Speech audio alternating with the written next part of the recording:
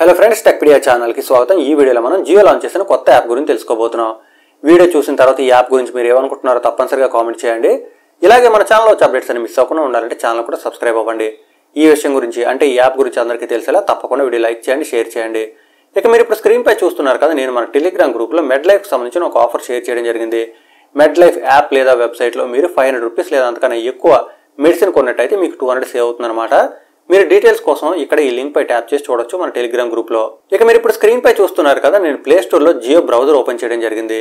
ఇది నేను ముందుగా ఇక్కడ ప్లే స్టోర్ లో చూపించడానికి కారణం ఏంటంటే ఇది ఫేక్ యాప్ అని మీలో ఎవరైనా అనుకోవచ్చు. కానీ మీరు ఇక్కడ గమనించినట్టయితే రిలయన్స్ ఇండస్ట్రీస్ లిమిటెడ్ అని ఉంది. మీరు మిగతా యాప్స్ అంటే జియోకి సంబంధించిన మిగతా యాప్స్ కూడా ఓపెన్ చేసి చూడండి, మీకు ఇక్కడ రిలయన్స్ ఇండస్ట్రీస్ లిమిటెడ్ అని మాత్రమే ఉంటుంది. సో ఇది అఫీషియల్ యాపే, ఫేక్ యాప్ ఏం కాదు. మీరు కావాలనుకుంటే ట్రై చేయొచ్చు. అయితే నేను వీడియో స్టార్టింగ్ లోనే మరొక విషయం కూడా క్లారిఫై చేయబోతున్నాను.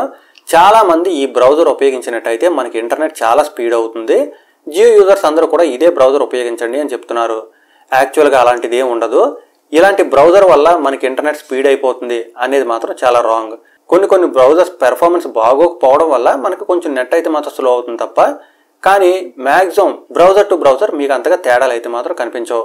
అందులోనూ జియో బ్రౌజర్ కాబట్టి జియో యూజర్స్ అందరూ కూడా ఈ బ్రౌజర్ ఉపయోగించినట్టయితే నెట్ స్పీడ్గా వస్తుంది అనేది మాత్రం రాంగ్. మీరు కావాలనుకుంటే చెక్ చేసి చూడండి. చెక్ చేసిన తర్వాత నేను అన్నది కరెక్టా కాదనే విషయం కామెంట్ చేయండి. ఇక మీరు ఈ బ్రౌజర్ ఓపెన్ చేసిన తర్వాత ఇంటర్ఫేస్ చాలా సింపుల్గా ఉంటుంది. జియోకి సంబంధించింది కాబట్టి ఇది ఫ్రాడ్ కంపెనీ కాదు కాబట్టి మీ డేటా ఎక్కడైనా లీక్ అవుతుందా లేకపోతే ఎవరికైనా షేర్ చేస్తారా అనే దానిపై మనం అంత భయపడవలసిన అవసరం అయితే మాత్రం ఉండదు. ఇక మీకు హోమ్ స్క్రీన్లో ఈ విధంగా న్యూస్ కనిపిస్తుంది అనమాట. లేటెస్ట్ అప్డేట్స్ అన్ని కనిపిస్తాయి. అవి కాకుండా టాప్లో కొన్ని ఐకాన్స్ కనిపిస్తాయి. ఇక్కడ ట్యాప్ చేస్తే డైరెక్ట్గా పర్టికులర్ వెబ్సైట్ ఓపెన్ అయిపోతుంది. అది కాకుండా వ్యూ మోర్ దగ్గర ట్యాప్ చేస్తే ఇంకా చాలా వెబ్సైట్స్ వస్తాయి. ఈ వెబ్సైట్స్ ఇక్కడ నుంచి మీరు ఈజీగా యాక్సెస్ చేయొచ్చు. ఎగ్జాంపుల్ అమెజాన్ దగ్గర ట్యాప్ చేస్తే డైరెక్ట్గా వెబ్సైట్ ఓపెన్ అయిపోతుంది కాబట్టి మీరు నేమ్ అది కీ చేయకుండా యాప్ ఓపెన్ చేయకుండా యాక్సెస్ చేయొచ్చు. ఇక మరొక విషయం ఏంటంటే పాపులర్ వెబ్సైట్స్లో ఉండే ఇన్కాగ్నిటో మోడ్ ఇక్కడ కూడా ఉంది. మనకి గూగుల్ క్రోమ్, యూట్యూబ్లో ఎలా అయితే ఇన్కాగ్నిటో మోడ్ ఉంటుందో ఇక్కడ కూడా ఉంది. అది యాక్సెస్ చేయడం కోసం మనం 2 పద్ధతులు ఉపయోగించవచ్చు. ఒకటి, ఇక్కడ ట్యాబ్ నావిగేషన్ బటన్ ఉంటుంది. ఇక్కడ ట్యాప్ చేస్తే మనకి ఇన్కాగ్నిటో సింబల్ కనిపిస్తుంది, ఇక్కడ ట్యాప్ చేయొచ్చు. లేదా టాప్లో చూస్తున్నట్లయితే మెనూ బటన్ ఉంటుంది. ఇక్కడ ట్యాప్ చేసి మళ్ళీ ట్యాప్ చేసినట్టయితే డిజేబుల్ అవుతుంది. కానీ ఎప్పుడైతే మీరు దీన్ని యాక్టివేట్ చేస్తారో మనకి ఈ విధంగా గ్రే కలర్లోకి మారుతుంది.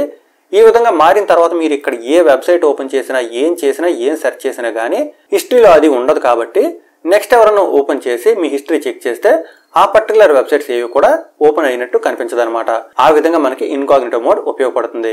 ఇక కింద మీరు గమనించినట్టయితే బ్యాక్, ఫార్వర్డ్, హోమ్ బటన్ ఉంటుంది. ఇంకా ఫేవరెట్స్, అది కాకుండా ట్యాబ్ నావిగేషన్ బటన్ ఉంటుంది. మీరు ఇక్కడ ట్యాప్ చేసి యాడ్ న్యూ దగ్గర ట్యాప్ చేసినట్టయితే మరొక కొత్త ట్యాబ్ క్రియేట్ అవుతుంది అనమాట. మీకు ఇక్కడ క్లియర్ గా కనిపించకపోవచ్చు, కానీ మీరు ఇక్కడ ట్యాప్ చేసినట్టయితే చూస్తున్నారు కదా, మనకి 2 ట్యాబ్స్ కనిపిస్తున్నాయి. మీరు కావాలనుకుంటే ఫస్ట్ ట్యాబ్ లో ఒక వెబ్సైట్, సెకండ్ ట్యాబ్ లో మరొక వెబ్సైట్ ఓపెన్ చేసి ఉపయోగించుకోవచ్చు.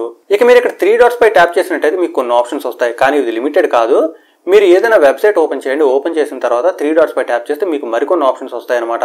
మిగతా బ్రౌజర్స్ లాగే ఇక్కడ కూడా మనకి అన్ని ఆప్షన్స్ ఉంటాయి. అది కాకుండా మీరు సెట్టింగ్స్ లోకి వెళ్ళినట్టయితే ఇక్కడ మీకు క్లియర్ కి సంబంధించి అంటే clear case, clear browser cookies, ఇంకా క్లియర్ వెబ్ స్టోరేజ్ ఇవన్నీ కూడా కనిపిస్తాయి. నేను స్టార్టింగ్ లో చెప్పినట్టు ఇందులో మరీ స్పెషల్ ఫీచర్స్ ఏం లేవు.